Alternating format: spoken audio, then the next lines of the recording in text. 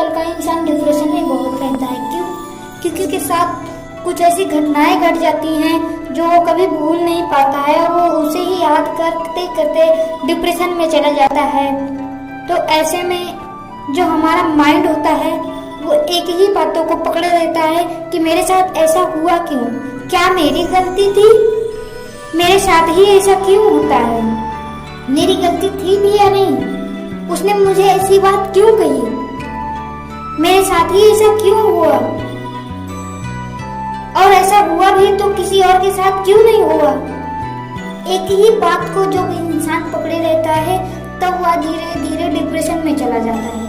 जब हमारे अंदर नई सोच आएंगी, नई तरकीब आएंगे, तभी हम जिंदगी में कुछ कर सकते हैं। अन्यथा वही पिछली बातों को पकड़े हुए उसी में सोचते हुए उसी को सोचते रहेंगे और वही रुके रहेंगे। ठीक इसी प्रकार एक इंसान भी ऐसा ही था कि वो अपनी ही कुछ पिछली बातों को लेकर डिप्रेशन में घर में पड़ा रहता था और उसी का चित्र उसके माइंड में चलता रहता था कि मेरे साथ ऐसा हुआ, क्यों हुआ, आखिर कैसे हो गया। जब उसके साथ ऐसा होने लगा तब उसने अपने दोस्त से बताया कि भाई मेरे साथ ऐसा क्यों होता है, मैं घर पे बैठा रहता हूँ, कहीं भी रहता हूँ तो मेरे माइंड में सिर्फ वही बातें चलती हैं जो मेरे साथ गुजर चुकी हैं, जो मेरे साथ पहले घट चुकी हैं, वही बातें मेरे माइंड में चलती रहती हैं कि मेरे साथ ऐसा हुआ तो क्यों हुआ। वही चित्र, वही नजारा मेरी आंखों के सामने रहता है, मैं कैसे उसे दूर करूं। तब उसके दोस्त उससे बोलते हैं कि मैं एक टीचर को जानता हूँ, वो बहुत ही अच्छी तरह से शिक्षा देते हैं, तुम उनके पास चले जाओ, तुम्हारी समस्याओं का हल उनके पास है।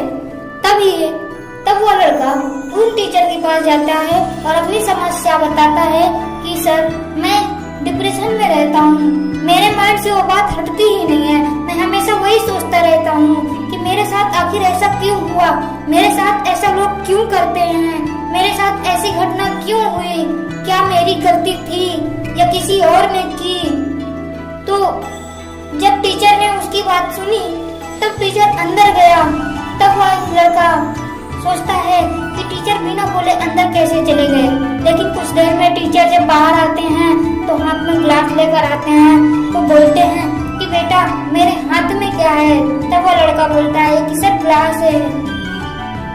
तब टीचर बोलते हैं कि अगर मैं इस ग्लास को अपने मुट्ठी में पकड़े रहूंगा तो इस ग्लास का क्या होगा। तब वह लड़का बोलता है कि सर कुछ नहीं होगा। तब फिर टीचर बोलते हैं कि अच्छा 1 घंटे पकड़े रहूंगा तब क्या होगा। तो वो लड़का बोलता है कि सर आपके हाथ में थोड़ा दर्द होगा। तो फिर टीचर बोलते हैं कि अगर सारा दिन पकड़े रहूंगा तब क्या होगा। तब वो लड़का बोलता है सर आपके हाथ में बहुत ज्यादा दर्द होगा, शायद आपके हाथों का ब्लड सर्कुलेशन भी रुक सकता है, आपके हाथ पैरालाइज भी हो सकता है, झुनझुनाहट भी हो सकती है, आपका हाथ भारीपन लगने लगेगा। तब टीचर बोलते हैं कि ये सब मेरे हाथों को होगा, लेकिन ग्लास का क्या होगा।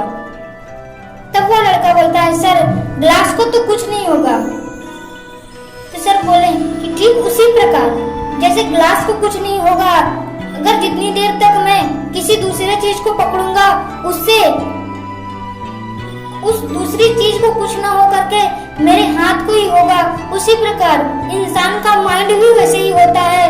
हम पिछली बातों को सोचते रहते हैं, उस बातों का कुछ नहीं होता है, ना तो उसे सुधार सकते हैं, ना तो उसे दोहरा सकते हैं, ना तो उसको हम रिवाइज कर सकते हैं, ना ही वो किसी से बता सकते हैं।